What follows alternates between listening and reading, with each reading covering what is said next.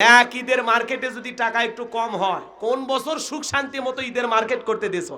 তোমার সাথে বিয়ে হয়া আমার কপাল পুড়ছে, আর আমার ছোট বোন কি শান্তিতে আছে, খালি শাড়ি 3 পিস ঈদের দিনে তার স্বামী গহনাও কিনে দিছে। 30 বছর দিয়েছেন, 1 বছর খালি দেন না, সাথে সাথে না শুকরিয়া আদায় করে। মহিলারা জাহান্নামে যাবে 2টা অপরাধ, তার মধ্যে একটা হলো স্বামীর না শুকরিয়া আদায় করা। কথা কয় না কে? এত দেবেন, এত খাওয়াবেন, এত ভালো রাখবেন, জীবনটা শেষ হয়ে যাবে। কিডনি বিক্রি করে দিলেও ওই পাগলিগের মন পাবেন না। ওরা বলবে আল্লাহ 4-5টা কিডনি দিবে পারেনি। কথা কয় নাকি? পুরুষেরা রোজগার করতে করতে ক্লান্ত হয়, আর ওরা মার্কেট করতে করতে ক্লান্ত হয় না। ওরা কয় আরো টাকা দে, আরো টাকা দে, তোর আছে কত, একদিনে সব নিয়ে আসে। আছে না নাই? এই জন্য যুবক, তোদের পায়ে হাত দিয়ে অনুরোধ করি, পা দুটা গা দে সোনার টুকরা। যুবক বাইরে, তোদের পা ধরে আমি গুনাহগারে বলে যাই, পুলিশে ধরলে বাঁচবি, র্যাবে ধরলে বাঁচবি, কিন্তু কোন নারীর ছলনায়, মায়া জালে, রূপের জালে, মিষ্টি কথার মায়ায় একবার যদি ফাইসা যাও, ফান্দে পড়িয়া বগা কান্দে রে, সারা জীবন কেঁদেও ওই বিষাক্ত ডাইনির সবল থেকে তোরা বাঁচতে পারবি না। ওরা ছেলেদের ভালোবাসে না, ওরা ছেলেদের মন নিয়ে ব্যবসা বাণিজ্য করে।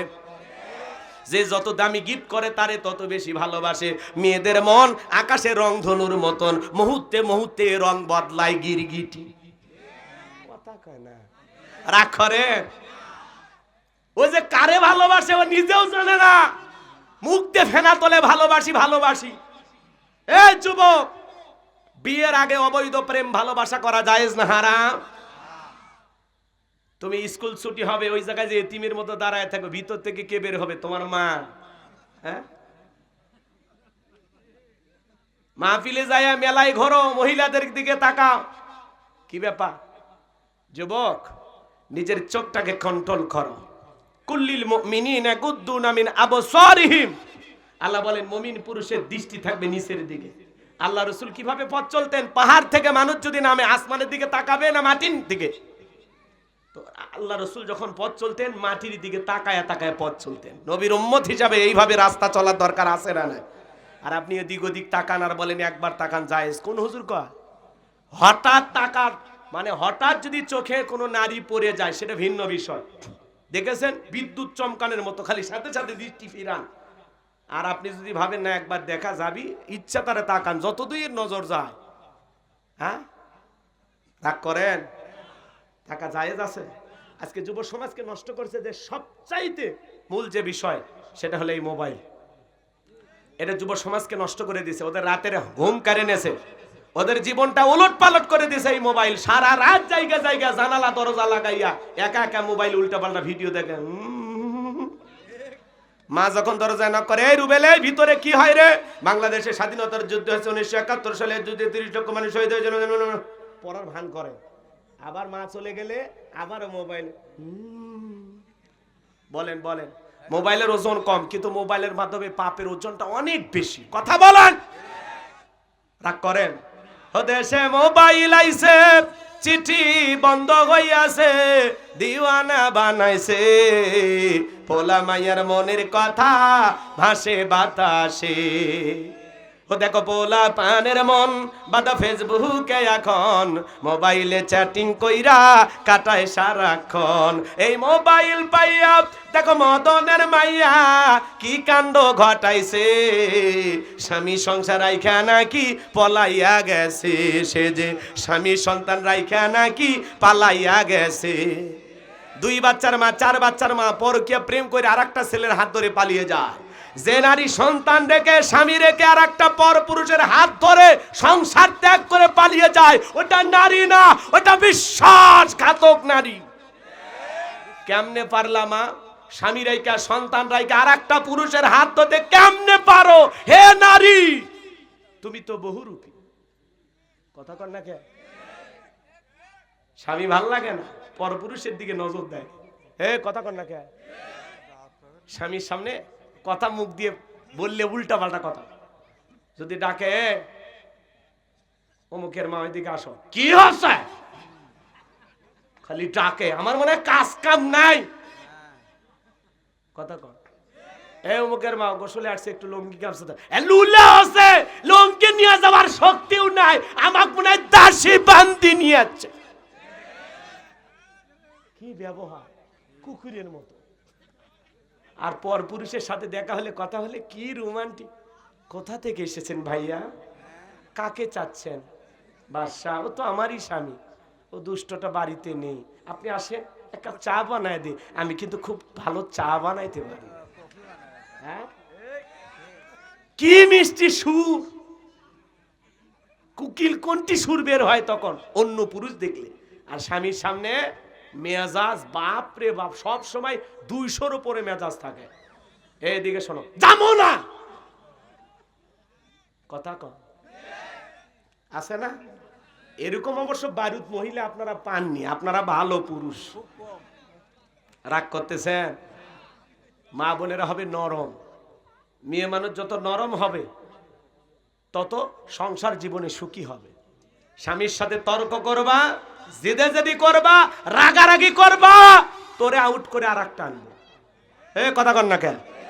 ভালো ব্যবহার করা লাগবে। তোদের জন্য সারাটা জীবন রোজগার কইরা খাওয়া নাই, ঘুম নাই, কত পরিশ্রম করা হয়। রাগ করতেছেন মনে হয়? যুবক রে, খবরদার খবরদার, কারোর সাথে পরকীয়া প্রেম করা যাবে? পরকীয়া হলো করোনা ভাইরাসের চাইতে বড় ভাইরাস। এই মহামারীর কারণে হাজারো পরিবার ধ্বংস হয়ে যাচ্ছে। কথা বলেন ঠিক কিনা? যুবক, হালাল স্ত্রীকে ভালোবাসো, অন্য কোন নারীর দিকে তাকানো যাবে না। মনে থাকবে? কথা কয় না কেন? রাগ করতেছেন? তাহলে হালাল স্ত্রীকে ভালোবাসবেন, ইনশা ভালোবাসা হবে হালাল স্ত্রীর সাথে, অন্য কোন নারীর দিকে তাকানো যাবে। আল্লাহ যেন হেদায়েত দান করেন, জোরে বলুন আমিন। ওদেশে টিকটক আসিয়া সব গেল বাসিয়া, সিদ্দিক সোরা নায়ক হইছে আইডি খুলিয়া, হিরো আলম নায়ক হইছে আইডি খুলিয়া। এই মোবাইলে হাই কি জাদু আছে ভাই, পোলা পান বুঝাছে, পড়ালেখা তুইলা রাখছে সপ্তম আকাশে। এখন আর পড়াশোনা ভালোবাসে না। কথা বলেন না কেন চাচা? অনেক কথা আছে, আর বলার সুযোগ পাবো না, আপনাদেরকে কষ্ট দিতে চাই না। তাহলে যুবক রে, নিজের যৌবন কালটা ইবাদত করতে হবে। কার? যৌবন কালে বেশি বেশি রুকু সিজদা করবা, নামাজ আদায় করবা। যৌবন কালের সময়টা আল্লাহর ইবাদতে কাটাইতে পারলে জীবনটা ধন্য হয়ে যাবে। হযরত আলী রাদিয়াল্লাহু তাআলা বলেন, তোমরা যৌবনে তাড়নায় গুনাহ করো, একদিন তোমাদের যৌবন থাকবে না, আমল নামায় গুনাহ ঠিকই লেখা থাকবে। তাহলে এই যৌবন কালে ইবাদত করবেন কার? কারা কারা রাজি আছেন হাত তুলে দেখান। আল্লাহ আমাদের যৌবন কালে বেশি বেশি ইবাদত করার তৌফিক দান করুন, জোরে বলুন আমিন। আর একটু জোরে বলুন আমিন। এইবার মুমিন বান্দার 5 আর 6 নম্বরে গুনাহগুলি, ওয়াল্লাযীনা হুম লিআমানাতিহিম ওয়া আহাদিহিম রাউন। 5 নাম্বার হলো আমানত রক্ষা করা। এই জীবনটা আমানত, ছেলে মেয়ে আমানত, স্ত্রী সন্তান আমানত। ডক্টর ইউনূসের কাছে পুরো বাংলাদেশের মানুষ হলো আমানত। আমানতের খেয়ানত করা যাবে? এই জীবনটা আমানত, সবকিছু আমানত, স্ত্রী সন্তান সম্পদ সময় সব কার দিয়ে আমানত। তাহলে 5 নাম্বার আমানত রক্ষা করা। 6 নাম্বার ওয়াদা প্রতিশ্রুতি রক্ষা করা। মুমিন মুখে যা বলে অন্তরে তা বিশ্বাস করে, কাজে তা বাস্তবায়ন করে। মুমিন কোনোদিন প্রতিশ্রুতি ভঙ্গকারী হতে পারে না। নির্বাচনের আগে দেখবেন নেতাদের ওয়াদার মৌসুম। আগামীতে যদি নির্বাচিত করতে পারেন, শ্যামবাড়িয়ার মাটির রাস্তা থাকবে না, পাকা করে দেওয়া হবে, বিদ্যুৎ দেওয়া হবে, গ্যাস দেওয়া হবে, উন্নয়নের জোয়ারে ভাসিয়ে ডুবিয়ে মারবো ইনশাআল্লাহ। কি বলেন? কি সাফাবাজি! আর আমরা বিড়ি খাই, চা খাই, আর স্লোগান দেই বল্টু ভাইয়ের চরিত্র ফুলের মতো পবিত্র, নামাজ পড়া একক্ত, গাঁজা খাই 5 ওয়াক্ত, গুমসুরিতে পাকা পোক্ত, শয়তানের 1 নাম্বার ভক্ত, হুজুরতে যেন খুবই শক্ত, সুশা খাই গরিবের রক্ত। কথা কন। আর হুজুরদের বেলায় খুবই শক্ত, হুজুরক দেখতেই পারে না।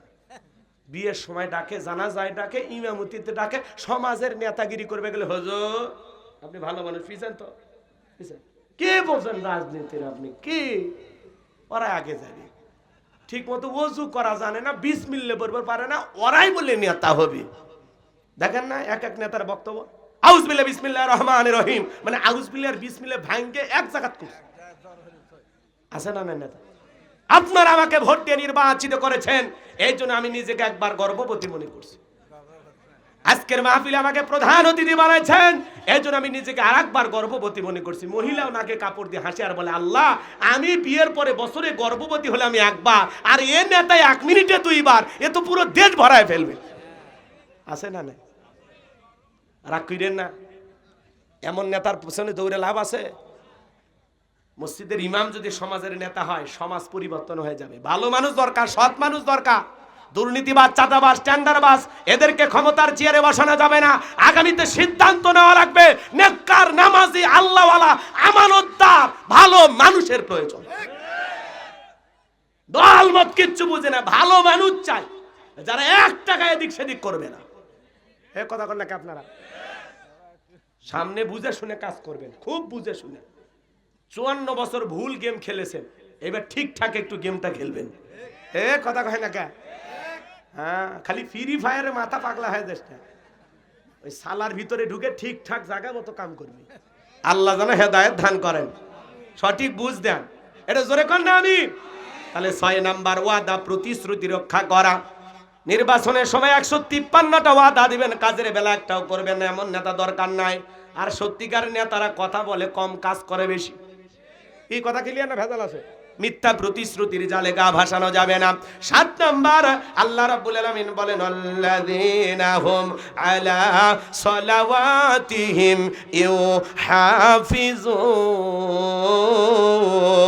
ইউহাফিজুন। 7 নাম্বার গুণাবলী হলো যারা যত্ন সহকারে সালাত আদায় করে, যে আসর পরে মাগরিব পর্যন্ত মসজিদে মন টাঙানো থাকে, মাগরিব পরে এশা পর্যন্ত মন টাঙানো থাকে, যত্ন সহকারে সালাত আদায় করে, নামাজের প্রতি যারা যত্নবান, খুব দায়িত্ব নিয়ে যত্ন সহকারে আল্লাহর ভয় নিয়ে নামাজ আদায় করে। শুধু একা নামাজ পড়লে হবে না, স্ত্রী, পরিবার, পরিজন যারা আছে তাদেরকে নামাজি বানানো লাগবে। সূরা তাহরিমের 6 নাম্বার আয়াতে আল্লাহ বলেছেন, হে ঈমানদারগণ, হে বিশ্বাসীগণ, নিজেরাও জাহান্নামের আগুন থেকে বাঁচো, তোমার আহাল পরিবার, পরিজন যারা আছে তাদেরকেও জাহান্নামের আগুন থেকে বাঁচানোর চেষ্টা করো।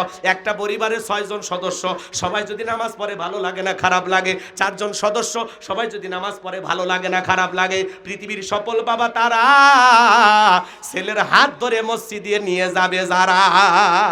সন্তানদের মসজিদমুখী বানাইতে হবে। ছোট ছোট বাচ্চাদেরকে মসজিদে নিয়ে যাবেন। ছোট ছোট বাচ্চা মসজিদে একটু দুষ্টামি করে, দৌড়দৌড়ি করে, ওযুর পানি ঠেলে দেয়, নষ্ট করে, টুপি ধরে টান দেয়, দাড়ি ধরে টান দেয়। অনেক মুরব্বী আছে বেয়াদবি করে। একটা ভিডিও দেখলাম, কোন দেশের আমি জানি না, ওই দেশে নামাজের পরে ইমাম সাহেব নিজে ছোট ছোট বাচ্চাদেরকে মসজিদের ভিতরে দৌড় দৌড় খেলাইতেছে। মারহাবা কর। বাংলাদেশের কোন ইমাম যদি এই কাজ করতো, আর চাকরির সাথে সাথে কথা কন, চাকরি শেষ, কয় হুজুর আপনি নাই, আপনি আউট, যান। কিসে চাকরি করবে? মসজিদে বাচ্চাদেরকে নিয়ে দৌড় ঝাঁপ করতেছে। কিন্তু আসলে কি, মসজিদে ছোট ছোট বাচ্চারা যাবে, একটু দৌড়াবে, দুষ্টমি করবে, টুপি ধরে দাড়ি ধরে টান দিবে। এটা তো ছোট বাচ্চা, 7-8 বছর, ওরা কিচ্ছু বোঝে না। ও লাফালাফি করবেন, আপনি 80 বছরের মুরব্বী লাফালাফি করবেন, আর আপনি লাফ দিলে আপনার হাড় হাড্ডি ঠিক থাকবি, জয়েন্ট খুলে যাবে। কথা কথা রাগ করতেছেন? তা ছোট ছোট বাচ্চারা মসজিদে যাবে, দুষ্টমি করবে, এটা ওদের স্বভাব। ওই মসজিদের ভিডিওটা দেখে আমি খুব আনন্দিত হয়েছি।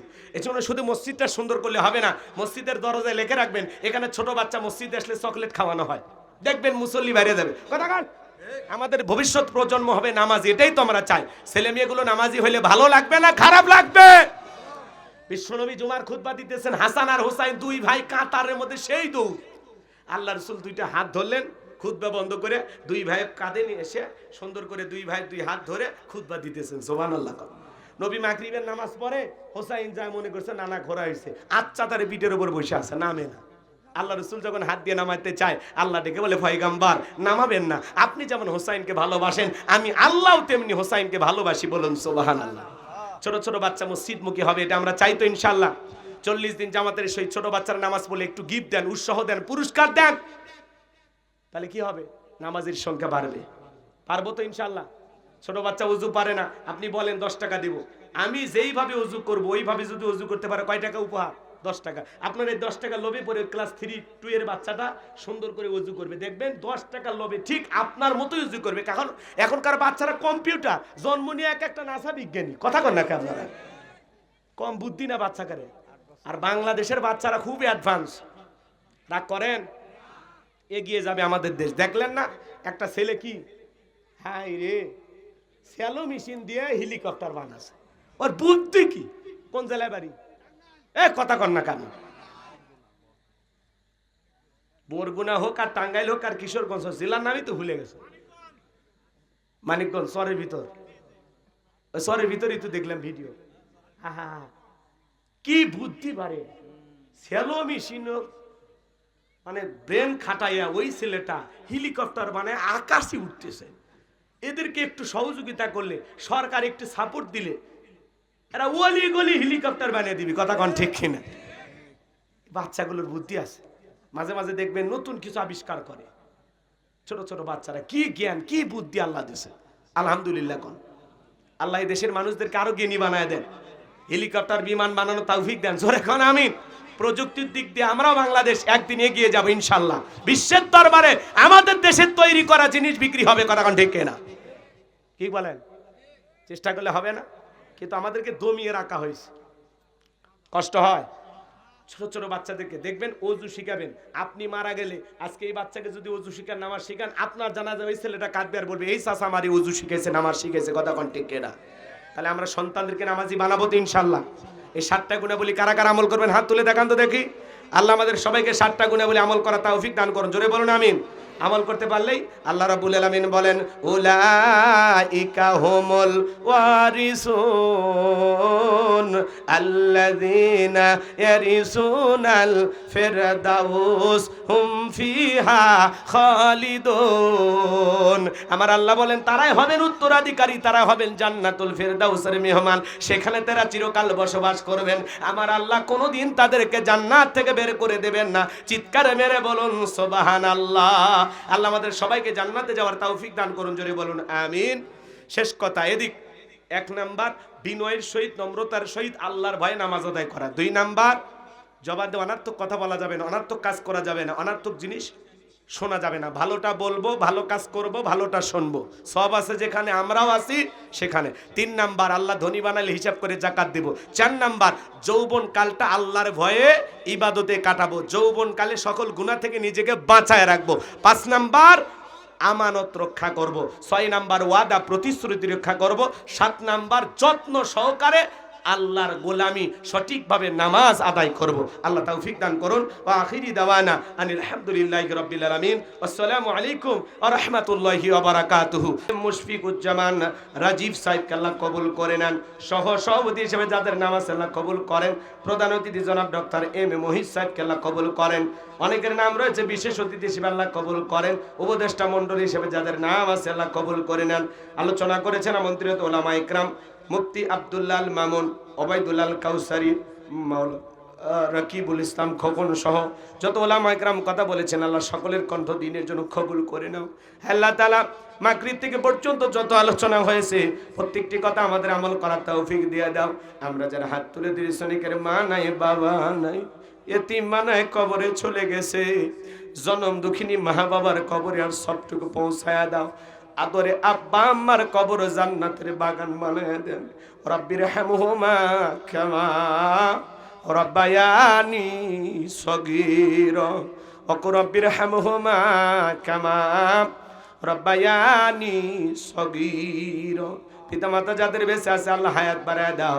পিতামাতার খেদমত করে তাদের মুখে হাসি ফুটায় জান্নাত অর্জন করার তৌফিক দিয়ে দাও। আত্মীয় স্বজন যারা কবরে চলে গেছে মাফ করে দাও। কবরগুলো জান্নাতের বাগান বানায় দাও। ইসলামবাড়িয়া যত মানুষ মাটির নিচে শায়িত মালিক, সবাইকে আপনি মাফ করে দেন। সকলের কবরগুলো জান্নাতের বাগান বানায়। বড় ভয় লাগে, একে একে কবরে আমরা কেমনি থাকবো, কি হবে আমাদের। আল্লাহ কবরে যাওয়ার আগে তোমার যেন বন্ধু বানাইতে পারে। আল্লাহ কবরের সলজব সঠিকভাবে উত্তর দেওয়ার তৌফিক দিও।